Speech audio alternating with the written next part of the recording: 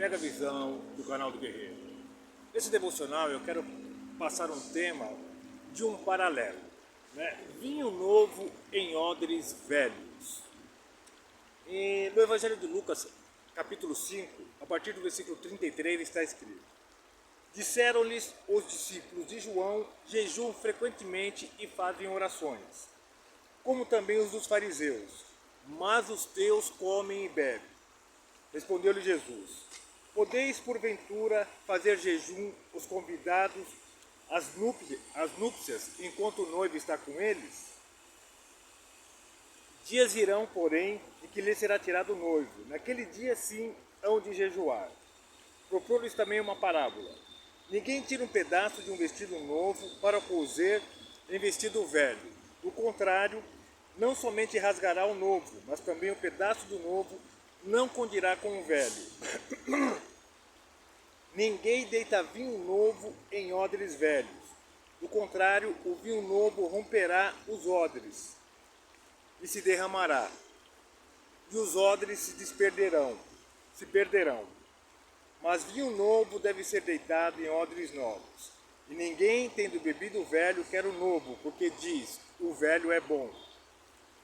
Jesus está dando uma aula tremenda, já introduzindo a nova aliança. Então, toda a transição ela tem que ser feita muito bem trabalhada, porque para nós é muito mais fácil entender hoje. Mas eles estavam vivendo, eles estavam de frente à nova aliança. Ficava um pouco mais difícil para compreender. O tempo foi dando as respostas, né? Então, você não pode colocar ideias novas em velhas mentalidades. É um processo, né? E você também não pode obter resultados com antigos comportamentos. As coisas vão mudando, né? Quantas grandes empresas acabaram ficando para trás, né? Como a própria Kodak, ou a Olivetti, né? Com máquina de escrever, enfim. O mundo ele vai se aperfeiçoando. E nesse processo, nesse ensinamento de Jesus, estava havendo um rompimento, né? Jesus veio para trazer uma nova aliança, uma nova forma de se relacionar com Deus, baseada no amor, na graça e na fé. E os judeus estavam pelas leis mosaicas, todos os cerimoniais mosaicos. E eles estavam à frente da nova aliança. Então, o significado da parábola do remendo novo, em pano velho e vinho novo em odres velhos, diz respeito ao contraste entre a lei mosaica e a nova aliança. Para nós é muito mais fácil, mas eles, naquele período, frente a frente com a nova aliança, era um pouco mais complicado. Mas pela graça hoje, pelas escrituras sagradas e por todos os testemunhos arqueológicos e toda a história, todo o contexto, nós conseguimos compreender com mais facilidade. Então essa parábola fala de velhas fórmulas cerimoniais da lei mosaica, que são inadequadas à nova aliança, à mensagem do Evangelho da Graça. Então, ao falar que o remendo novo era pano velho, Jesus diz que é inapropriado tentar costurar a nova aliança nas antigas práticas cerimoniais judaicas. Ao falar de um vinho novo em odres velhos, Jesus diz que esses rituais cerimoniais da antiga aliança não comportam a realidade da nova aliança. É um processo, né? Os odres eram recipientes feitos de pele de animais. E por causa da elasticidade do couro, as pessoas utilizam esse material no processo de fermentação do vinho. O vinho novo era colocado em odres novos, né? Mas à medida que ele fosse fermentando, a pressão aumentava e esticava os odres. Já você colocar o vinho novo em odres velhos, não tinha mais essa resiliência. Iam se romper, ia perder o vinho, ia perder o odre, né? Então, não suporta, o vinho novo não suporta em odres velhos por conta da fermentação, né? Então, Jesus está ensinando que os rudimentos cerimoniais antigos não suportam a nova aliança. Um vinho novo posto em odre velho seria desperdício das cerdas. Tudo isso está relacionado aos rituais da antiga aliança. Apenas apontava para a nova aliança, mas no contexto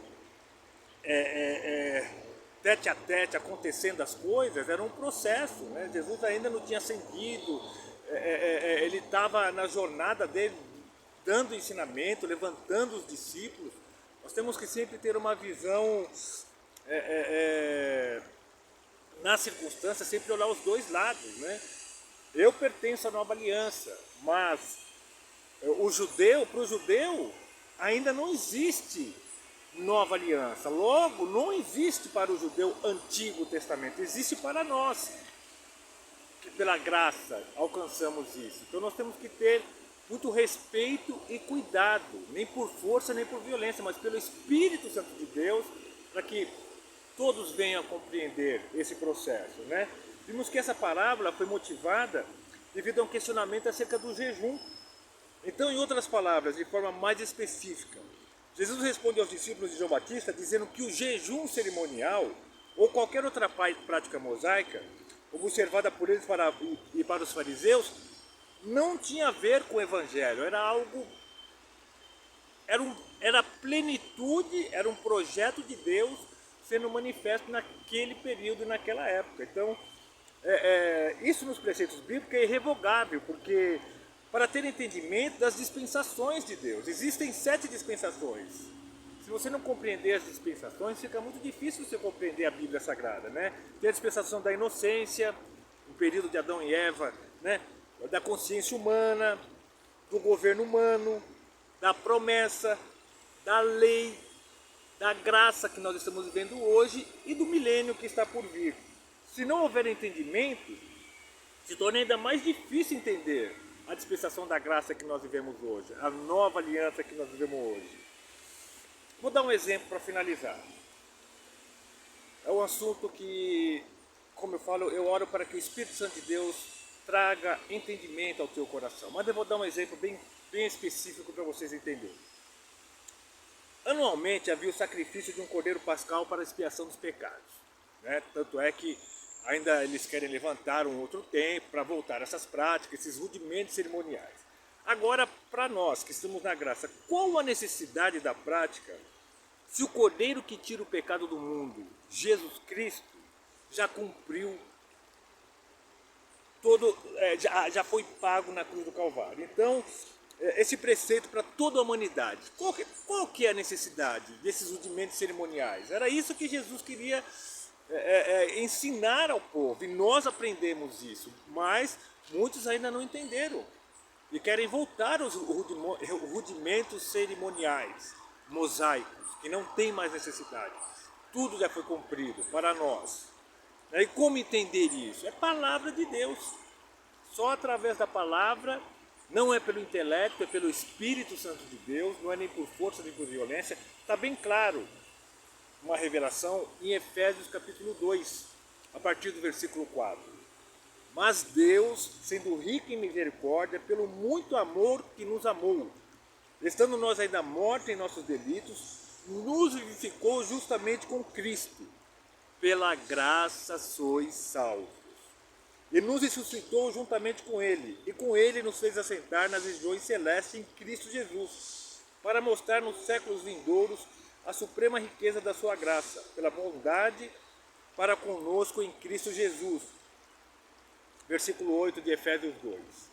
Porque pela graça sois salvos, por meio da fé, e isso não vem de vós, é dom de Deus. Esse dom para compreender a salvação é pela fé. E essa fé é um dom que Deus nos dá para poder compreender. Se você não consegue, peça a Deus fé para compreender a graça e se apropriar dessa grande vitória para a humanidade, né?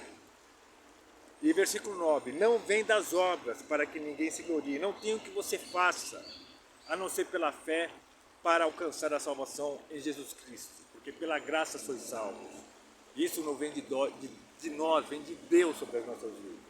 Que possamos respeitar e ter muita cautela para passarmos a graça ao próximo, né? Nem por força, nem por violência, mas pelo Espírito Santo de Deus.